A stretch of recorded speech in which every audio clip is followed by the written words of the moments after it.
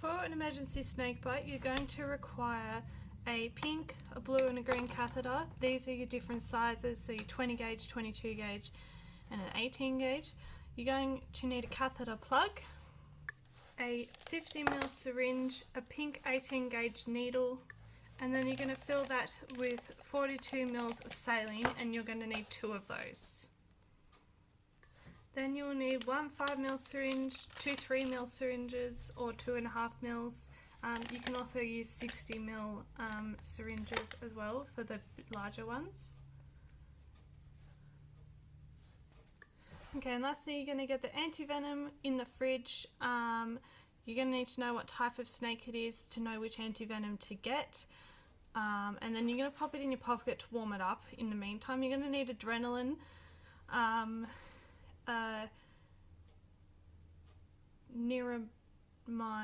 Neuromine injection, 50 mils, and then a fluid bag of saline by 1.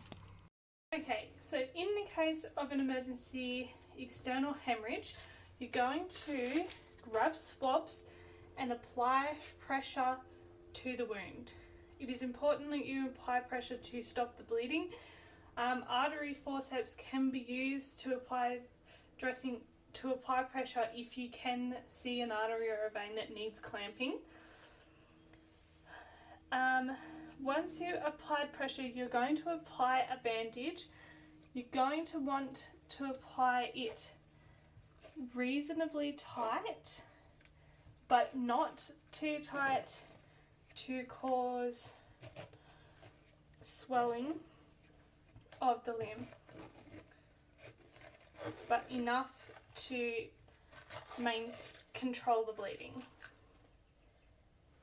If the blood begins to seep through, you're not going to remove this bandage. You're going to straight away apply a second bandage to it. This is important to make sure if you go ahead and remove a bandage, you're going to get blood loss. More blood loss. The aim is to reduce the blood loss.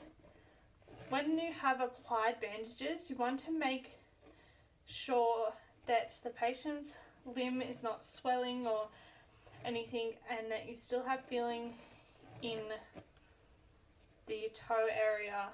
And if the toes are beginning to swell or discolor, this can be due to the fact that the bandages are too tight and may require loosening.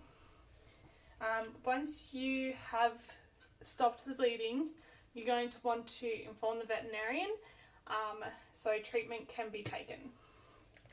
In the case of a fracture or dislocation, you're going to want to splint the limb. I don't have an actual splint here, so we're just going to pretend that this is a splint. Splint the limb so then it remains as straight as possible, as still as possible, and you're going to want to bandage the limb once again, tight, but not too tight that the limb becomes swollen or discoloured, so cutting off the circulation. It's important that the limb remains still and that the patient remains still as straight as possible. Rest is important. You're going to want to bandage above and below the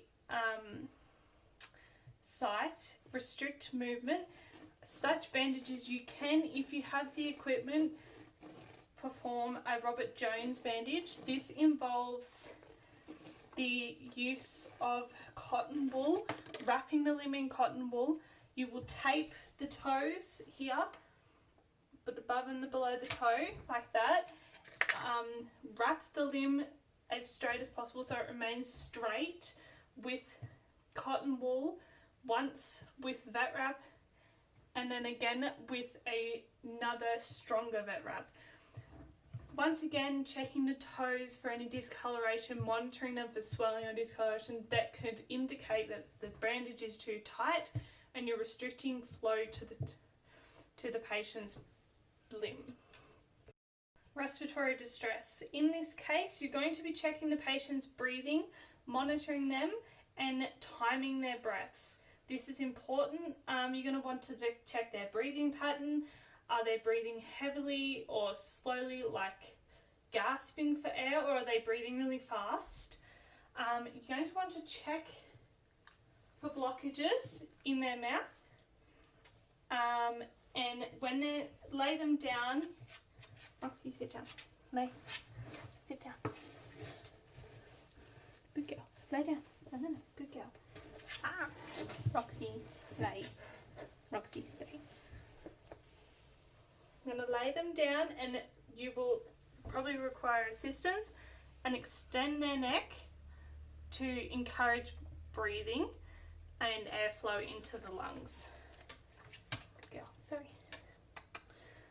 If there are any blockages of the airway, you're going to want to remove these. Make sure you do this safely. Generally, I'd advise to get a vet to remove this blockage. Other ways of treating respiratory distress include oxygen therapy, or providing oxygen through a mask, like the surgical masks. In the case of an emergency where there are injuries to or failings of the organs and systems, these can include an oral hematoma, which is the swelling of the ear flap. This will require a surgery to remove the fluid or blood from the ear, and then placing of plastic little squares over the ear to keep the ear as flat as possible. The slit is left so then any excess blood can leave, and then the patient's ear is wrapped to reduce shaking. Hypothermia is when a patient is becoming too hot, overheating. So what you're going to do is you're going to want to cool the patient down, but do it slowly. So using wet blankets, ice packs, and you're going to want to monitor the patient's temperature. Taking of temperature is done using a thermometer, and you just insert it in, wait, and check. And you're going to want to record the patient's temperature every 10 minutes, 5 to 10 minutes.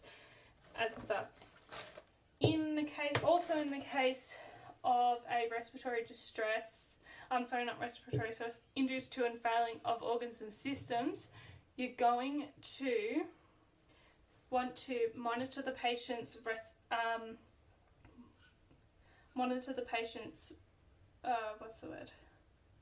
heart rate, CRT, respiratory rate, mucous membranes, and temperature. So they're vital signs. You're going to want to monitor this because you will notice, listening to a patient's heart, whether they have whether their heart is failing due to heart failure, or you can also listen to gut sounds. Watch for respiratory distress, so this could indicate an injury to the lungs.